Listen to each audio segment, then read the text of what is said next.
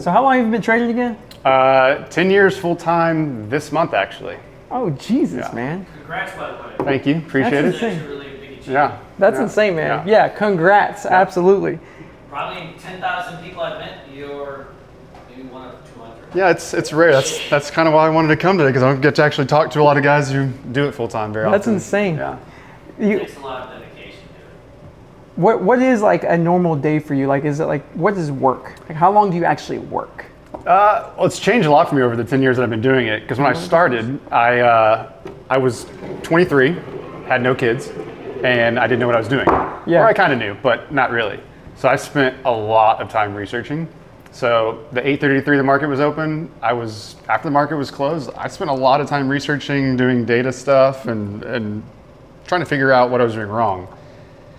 Now I've got 2 kids, so things have changed a little bit. So my routine's a little different. All right, I'm gonna get this one this time though. So I work. Bear market's also different because I was spending more time with my kids during the day. So I would kind of take, maybe an hour and swim with them and whatnot. But now that things are picking back up, 8:33 at the desk always. Like I don't really get off while the market's open. Yeah. As far as like after the market goes, I got to put my dad hat on and be a dad at the same time. So I try to, as soon as the market closes, get off and go spend some time with the kids. And then I run my scans at night because in the morning I'm also hanging out with my kids. So I run my scans after I put them down for about 30 minutes, maybe an hour max, trying to prep for the next day. And then I start usually try to get to my desk like around 8, a little before 8. Because I already have everything lined up. Yep. But we were talking earlier, things are changing now. Yeah. Market's gapping, things are getting hotter, so I feel like I'm having to get there earlier now because before I was sitting there and I was getting everything prepared and it didn't really matter because there wasn't a lot to do. There's a lot to do now, so I'm gonna be having to step up a little bit. So people say, oh, you're a trader, you get to do whatever you want, you're your own boss. Right. It's not really true. The market's kind of my boss and tells me when I have to be there. So yeah, the 8:33 plus an hour or two. What would I'm just curious, are you like there 8:33 because you are literally trading all day? Or tell me what that's like. Hey, we wouldn't be able to do these face-to-face interviews if it wasn't for our sponsor, Cobra Trading. So if you can just give them a few seconds of your time, we'd really appreciate it. Cobra Trading is the go-to broker for day traders and short sellers. And I'm not the only one saying this. In fact, Benzinga awarded Cobra Trading as the go-to broker for short selling. They have a heavy focus on direct market access order routing, so you have the fastest execution. They have some of the best locate prices and availability. They also have amazing customer service. I've experienced many different brokers, and it's why I use them every single day and why I'm proud to have them as our sponsor. Sign up now by clicking the Be the Trader referral link below and earn 1 free month of software with Cobra and 25% off all commissions. Now let's get back to the show. When it was hot, I was trading all day, pretty much consistently. Yep. And then obviously during the bear, there just wasn't a lot of opportunity. It was kind of like the first opening hours when you'd have most of your opportunity. But there's always those midday kind of news breaks that happen. You're not going to get one.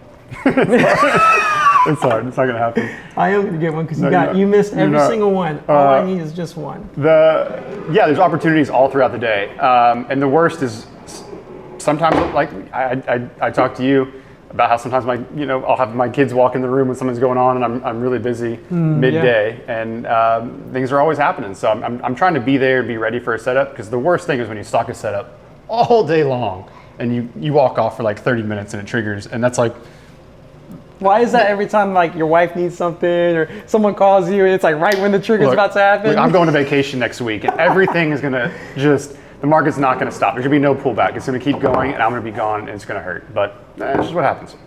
It's funny because a lot of people do, every trade is different. There's some traders who only trade like the first hour and they're done, the first half day or even just the back half.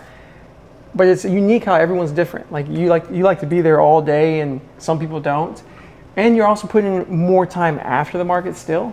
And so some people have perception of like you just only maybe work 1 hour in the entire day. But when you first started, you worked all day pretty much, right? Before the kids came. Right. And then the bear market, you didn't really dive into that. What was it like then? Like what was your work like then? So I tried to be at my desk as much as I could still when the market was open.